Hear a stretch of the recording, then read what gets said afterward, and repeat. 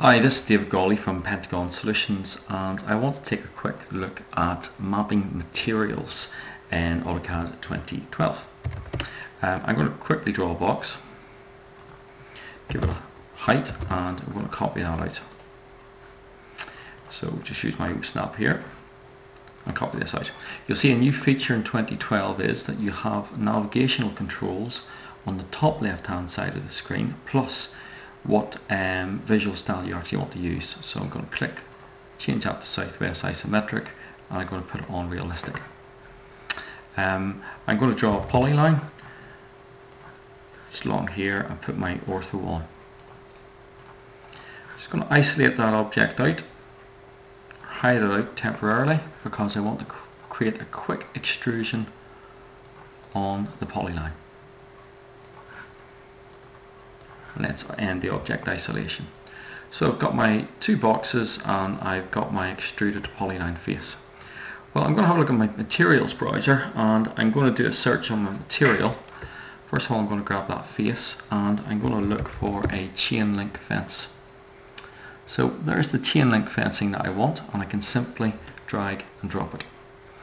The problem is I need to adjust the actual mapping of the chain link fence. So if I go to my render tab, I go to material mapping, let's make it planar, pick the object up, and as you can see, if I take my ortho off at the bottom, I can actually adjust my mapping for the chain link fence. You'll also see that you can see through it in there. So let's quickly change this face and make that water. So we'll do a search for water in the library. We'll make it murky water by assigning to selection.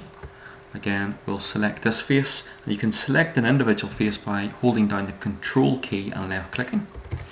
I'm going to look for rock. So I've got jagged wall rock. I'm going to assign that to selection, and again I need to change my mapping. So I'm going to select face, go to my planar mapping and adjust this by simply dragging. Let's drag that down a wee bit. Okay, so as you can see through the chain link fence. Make sure perspective is actually on, because this means that you can use the sky background and illumination. You can change the geographic location as well, and all I'm going to do is simply zoom in and do a quick render. So the render dialog box should appear. Oh, just hit escape. You can see I can see through my chain link fence, but this is a very quick way to actually change the mapping control simply by dragging it on a planar surface. I'm David Gawley from Pentagon Solutions. Thanks very much for your time.